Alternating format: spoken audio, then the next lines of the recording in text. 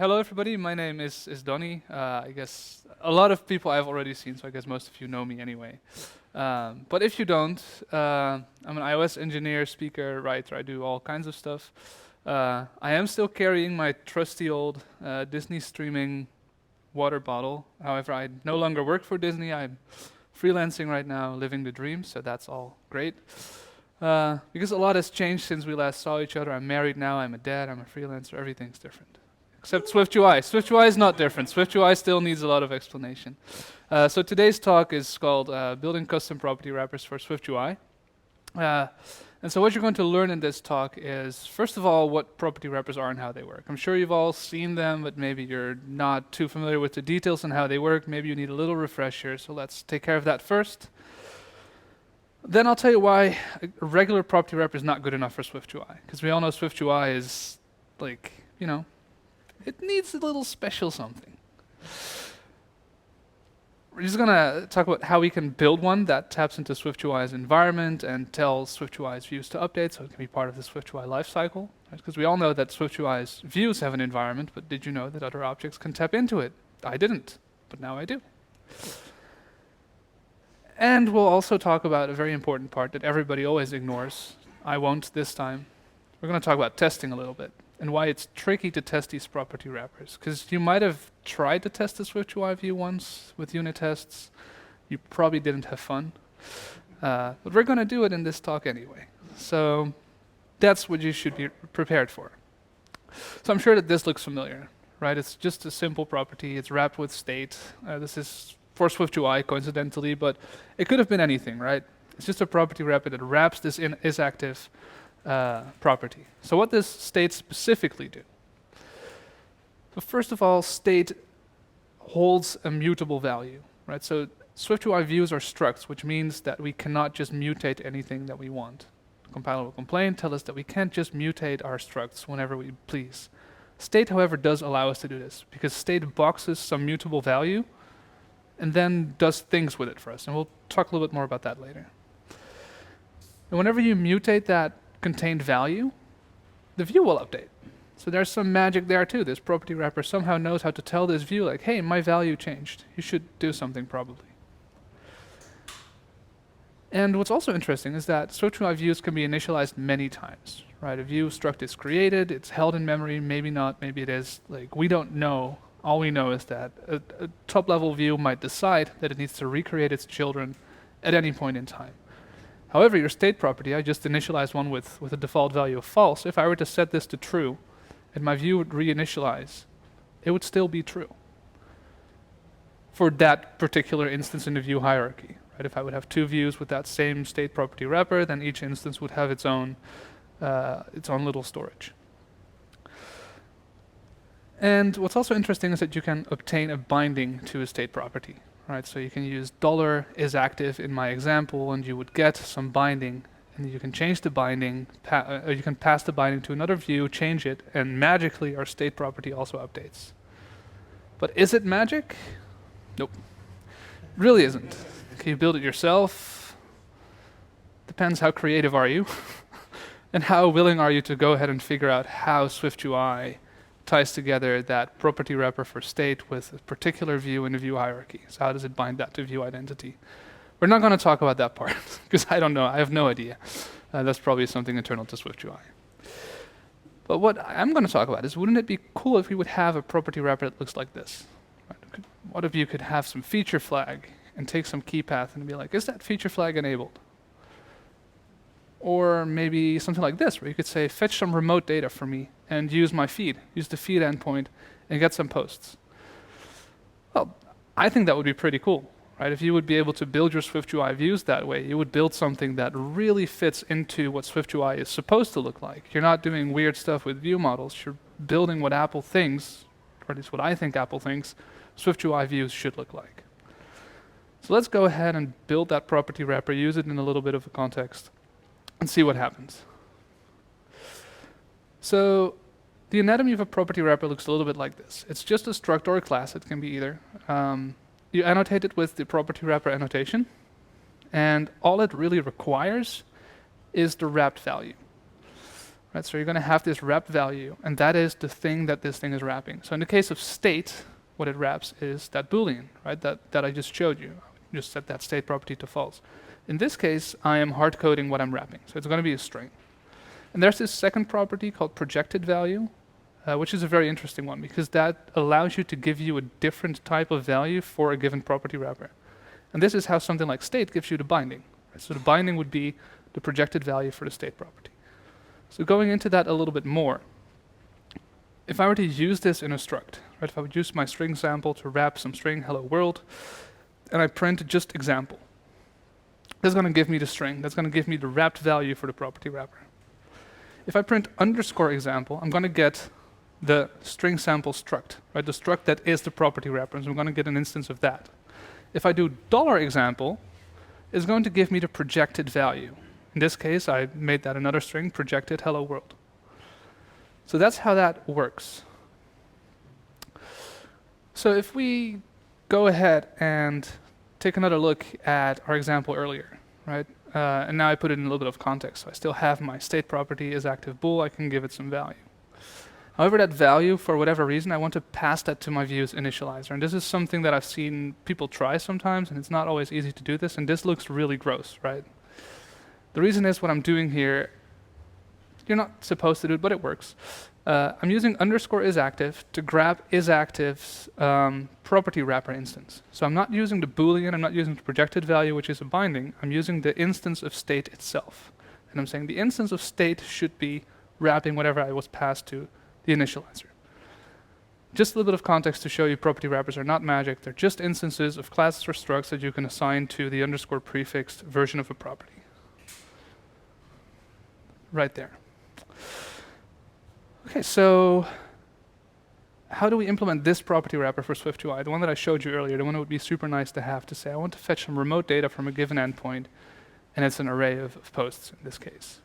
Also notice how I don't have to do any type annotation here on my posts, because SwiftUI will know later exactly what I'm fetching here, because I'm hard coding it into the property wrapper. Okay, let's start with the basics. You already know that I'm going to define some struct or class, remote data. I'm going to annotate it with a property wrapper.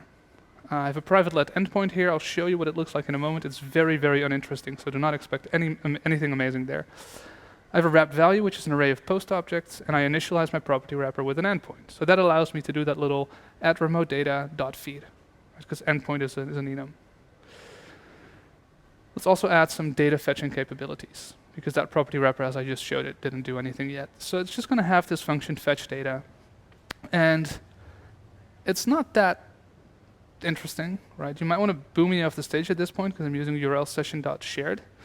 We're going to fix that later. Don't yell at me. I talked about testing. We're going to make this testable. This clearly is not yet.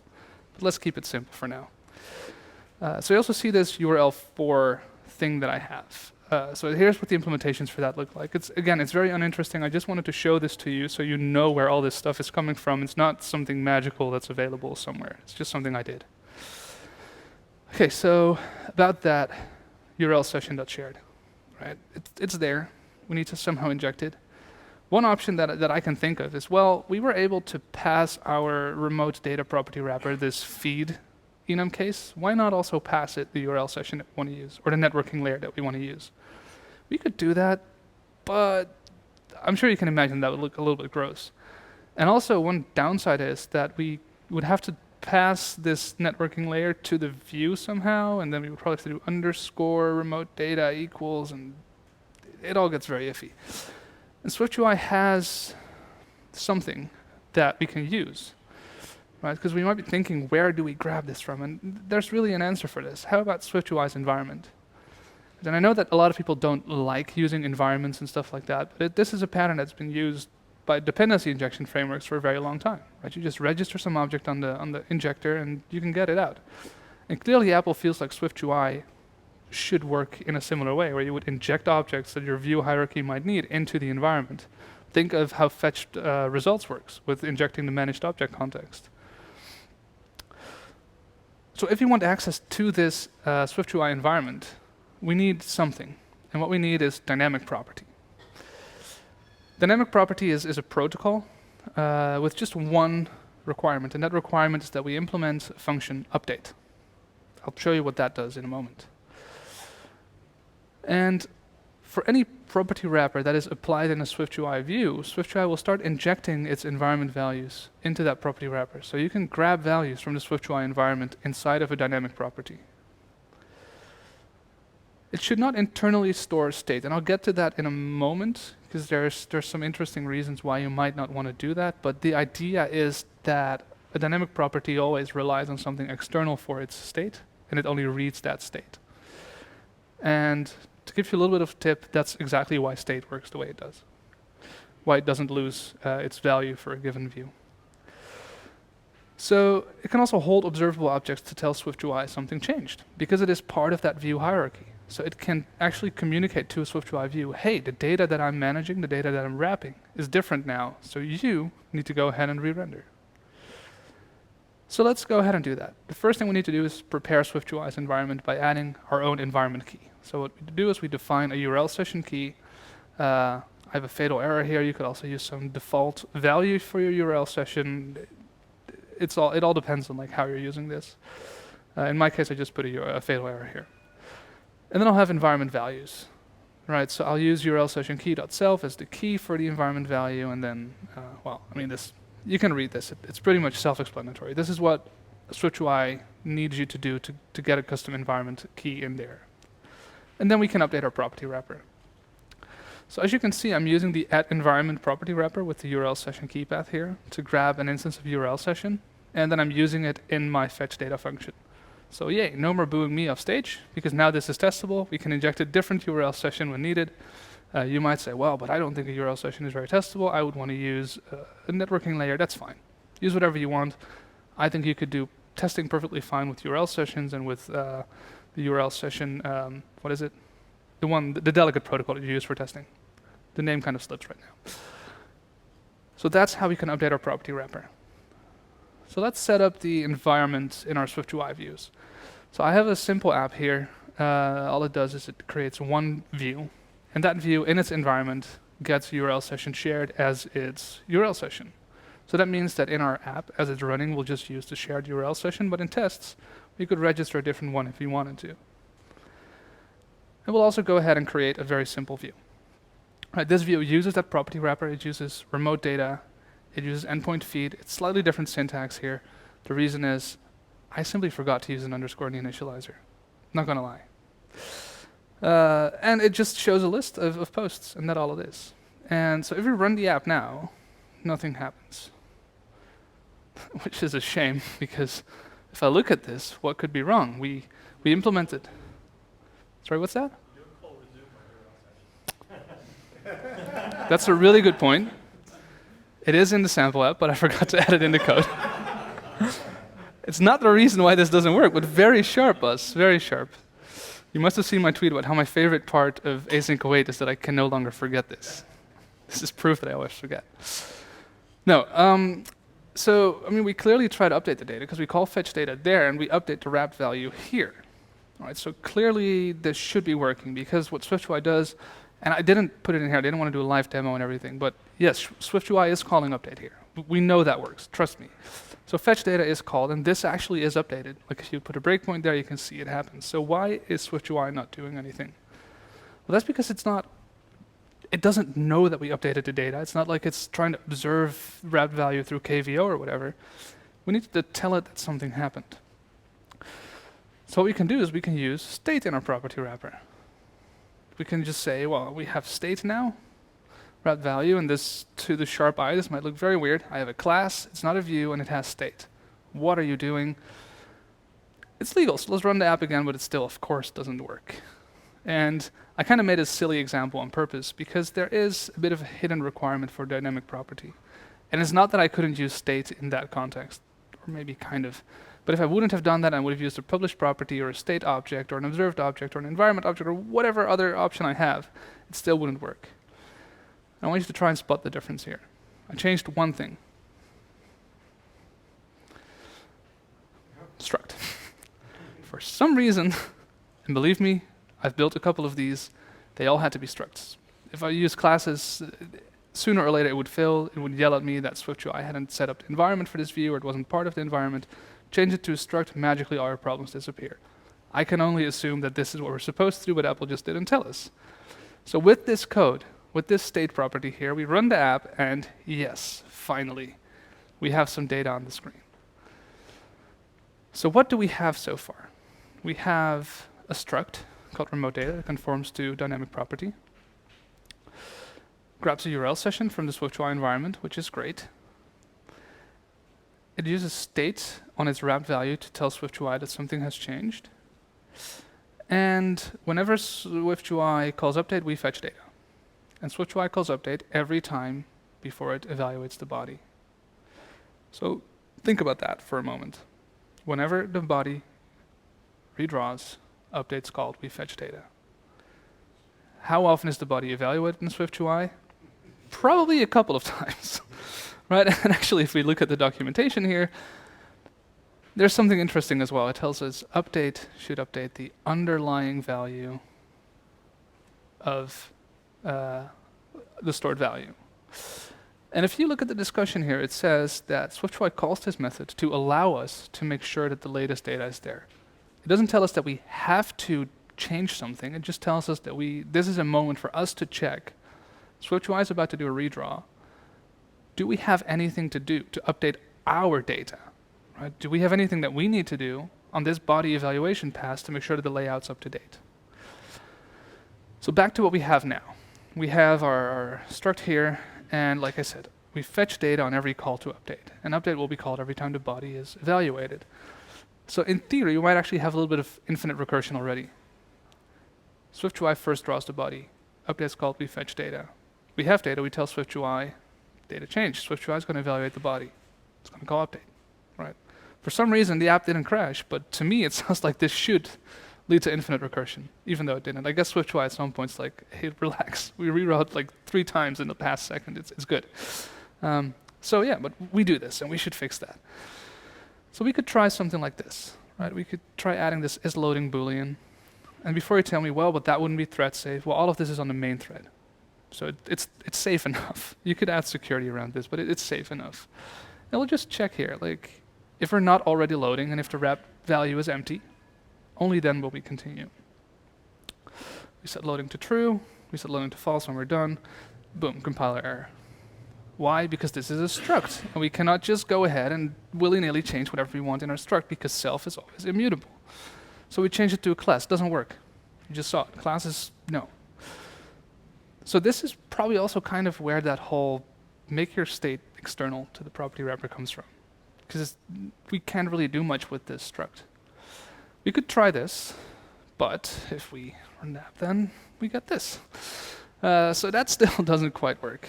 So again, think back to what we already know. Update the underlying data. Don't update everything inside of the property wrapper. So let's do that. Let's separate the underlying value, our array of posts, from the wrapped value. Let's build a DataLoader class. It's not that complicated. All it has is a published property for our posts. Right? So this kind of replaces the wrapped data. So this is now the underlying data for our view. We keep track of whether we're loading data or not.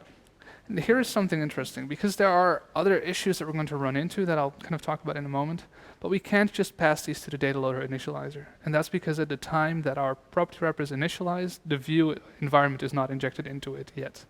So we need to wait a little bit and inject this when at an appropriate time, which is not an initialization time.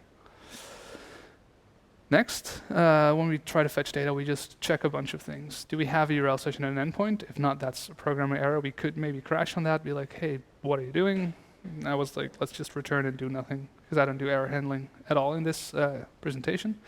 And if we're not loading data, and if we didn't already load data, only then will we continue and fetch our data and update this.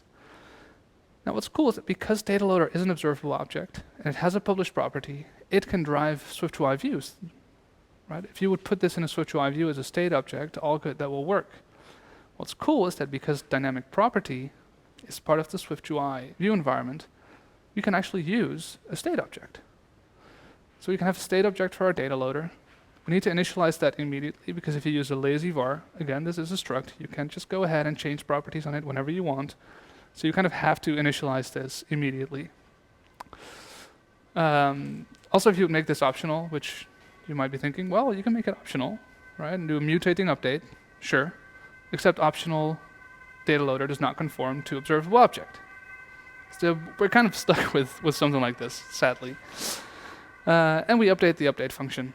We just check if the DataLoader's URL session and endpoint are nil, we will assign them, and after that we can proceed with calling load data if needed. Great, the apps still work. And one thing that you would find if you would add print statements all over the place is that now we do, in fact, only fetch data once. Before, I could see 3, 4, 5 prints. Now it's literally one print for updating the data, which is great. So all that code you just saw, what was it for again? It was so we can write this. It's so we can write SwiftUI views that look exactly like Apple, what I think Apple intended SwiftUI views to look like. Clean, lean, easy to use, clear. Right? It's very clear where this data comes from. It comes from a remote source. It's not like, oh, where does post come from? What? It's a remote data. And it's all in SwiftUI's environment. So it all plays nicely with view updates. It can tell SwiftUI to update whenever it needs.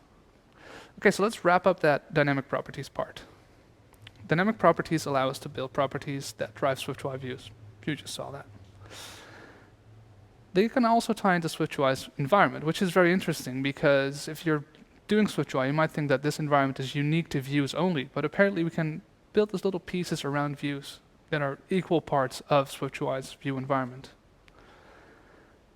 They can leverage SwiftUI's state-related property wrappers, which is very neat because that means that whenever something changes, we can tell SwiftUI that our dynamic property changed.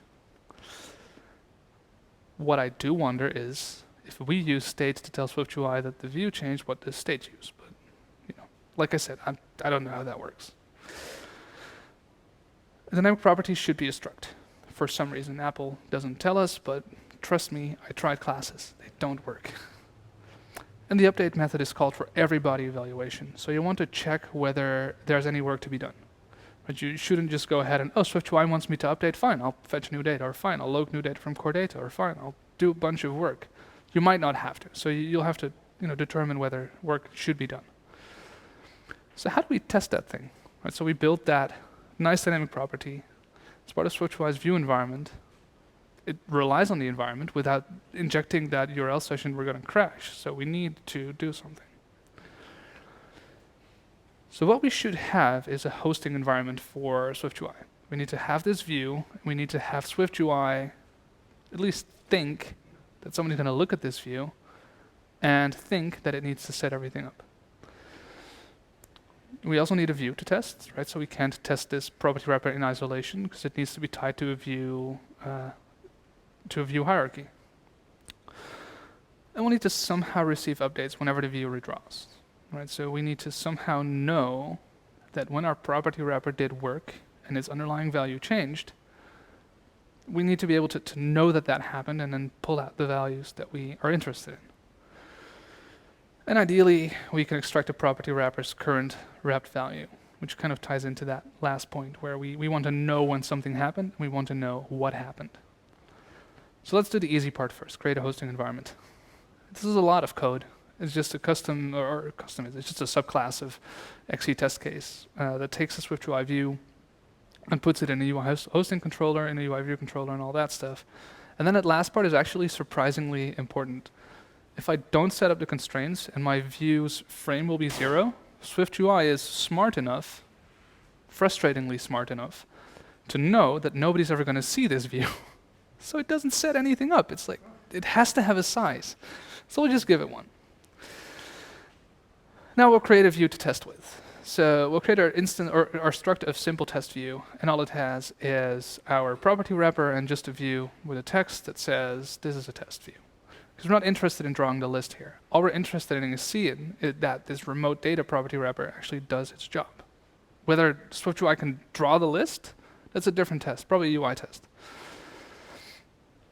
So now we'll also need a class to run our testing, right? So we'll just create our test class, set everything up, we'll make our view, we'll add to the environment, we'll host a view, and at this point, yeah, I don't know. Right? We have our view, we have a hosting environment, but our view has an environment, so we don't have an instance of my sample test view anymore because now we have an instance of the sample test view, which is wrapped in that environment, because that environment view modifier creates a new instance of a new view. So we can't just say, I want to have this remote data, because that doesn't work. So what we need is a view that tells us what we want to know. So we need to change our sample view a little bit.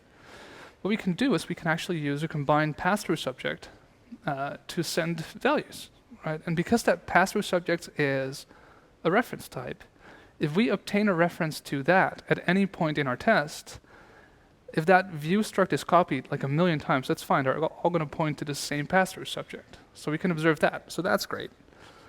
What we can also do is on a peer of this view, we can send the current value of feed, which is going to be empty. And whenever feed changes, which is a nifty little SwiftUI view modifier, we can send a new feed over our result subject. And again, because that's a reference type, no matter what happens with the view, it's always going to be the same instance. So now we can change our test. Right? We add an array of, or a set of cancellables. We have our view. We have a test expectation, because now this thing is going to be asynchronous, because you might have noticed that I'm just injecting URL session.shared, because I didn't care about this test running in 1 second or 10 seconds or in 0.1 seconds. And we subscribe to this result subject. And what we do is we kind of expect post eventually to be non-empty. I don't really care what's in there. I don't really care if it's 10 or 15 posts. I just care that I got something. And I know that I initially give it something that's empty, so I say expectation.fulfill. I set up my my view, right? Because notice that I'm setting up the view here up top, creating an instance of sample test view. From there, I extract the publisher, because if I do that later, I would not have an instance of view anymore, so I need to have that instance of view. And then what I host is view.environment, etc., which means that we're going to get a copy of that view, which is why it was so important that the pass-through subject is a reference type. And this works.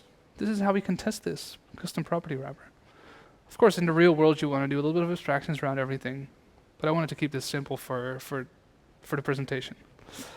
So my conclusion on doing this, it's not necessarily hard. It's just really tricky, and you have to kind of be very creative with the tools that you have. Right? You have to think about, okay, so struct is a value type, so it's going to be copied. So I can't just grab something from there, because somebody else is going to get a different copy. But then realize that, okay, wait, if this is a pass-through subject, that's a value, a reference type. No matter where I copy the view, that's going to be the same. And that's really the magic that makes this work. So again, it's not particularly hard, it's just tricky. You have to be really creative in how you think about that part. So let me summarize all of this. We can build custom property wrappers with SwiftUI's dynamic property. You can tap into the environment, which opens up a lot of possibilities. Because I just used one key here. Right? If I would do something with core data, I could just grab the managed object context. There's already a value for that.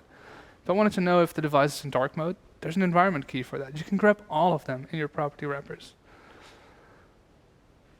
To test the custom property wrappers, you need a view environment. You can't just make an instance of your struct and expect it to work, because it's not part of the SwiftUI view hierarchy if you only make an instance of it. You have to somehow get it into that hierarchy or environment.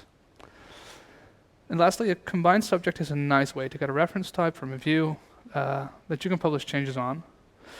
And yes, this can be made to work with async sequence, in case anybody's wondering, like, oh, a combine. Yes, you can use the values property and iterate over that asynchronously. It works as well, but I mean, if you already have a publisher, why not just subscribe to it? Anyway, thank you very much. If you want to see the sample code for this, it's right there on my GitHub. You can just go ahead and clone that. See if really everything breaks if you change the struct to a class, and check if everything actually works. And that's it. Any questions?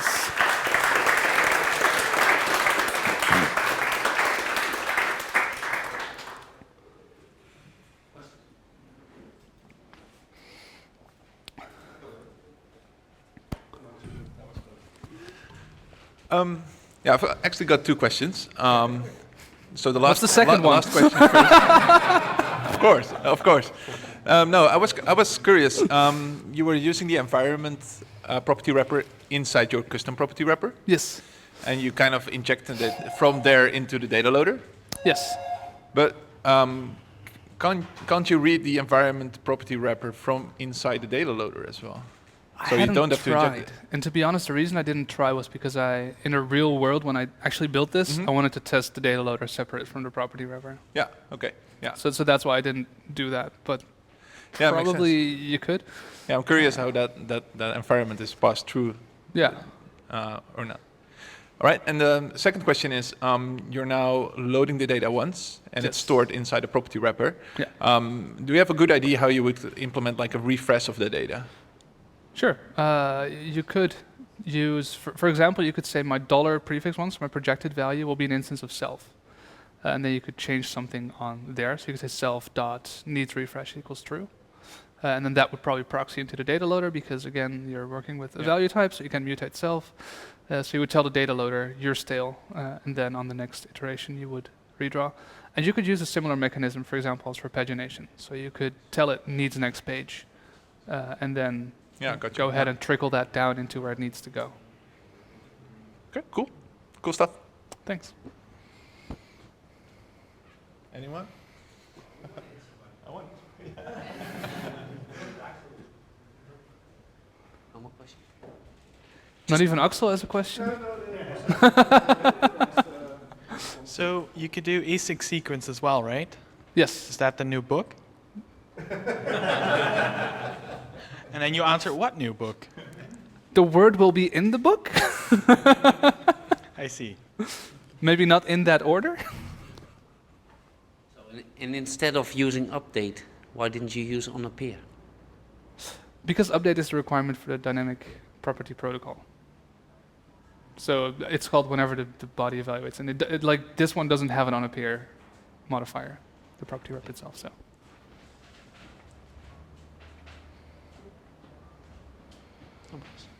Oké. Ja, ik ga niet meer gooien. Hè? Cool. Wil jij hem hebben?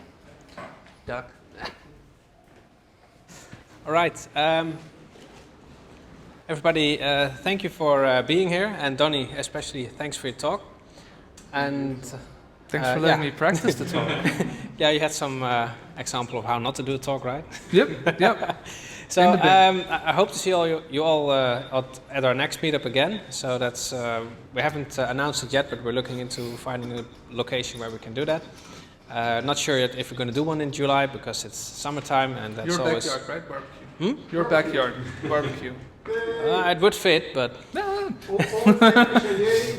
well, it's in Apeldoorn, so there's going to be like one person there, I guess. That's fine. Because we tried that like a month ago or 2 months ago.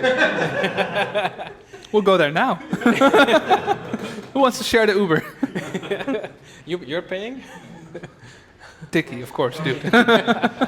So anyways, thanks for your time. We have some drinks afterwards, so stick around and mingle. And hope to see you guys soon at another meetup.